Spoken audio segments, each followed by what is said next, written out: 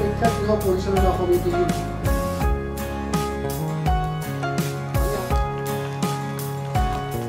প্ৰতিষ্ঠাপক অনুপম কৃষ্ণমে ডাঙৰীয়া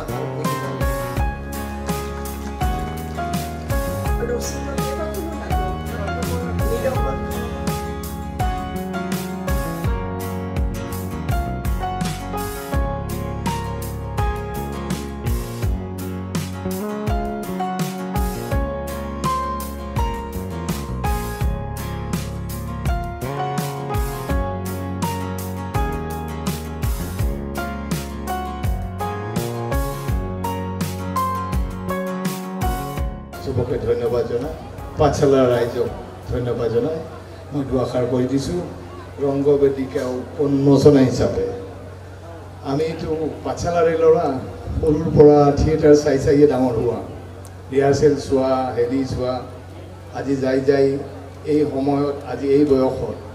ৰীণা বাইদেউৰ লগত ষ্টেজ শ্বেয়াৰ কৰিব পাই নথৈ আনন্দিত ৰীণা বাইদেউৰ লগত থাকি আমি এই থিয়েটাৰ দেখিছিলোঁ আৰু আজি আহি আমি এই সময়ত আহি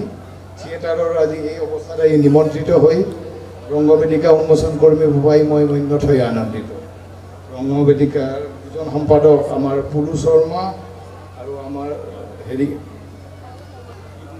গোপাল জালানক মোৰ ধন্যবাদ তেওঁ দুজনে এইটো কৰাৰ কাৰণে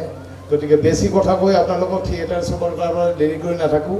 আপোনালোকে থিয়েটাৰ উপভোগ কৰক পিছত কেতিয়াবা আমি আৰু কথা পাতিম থেংক ইউ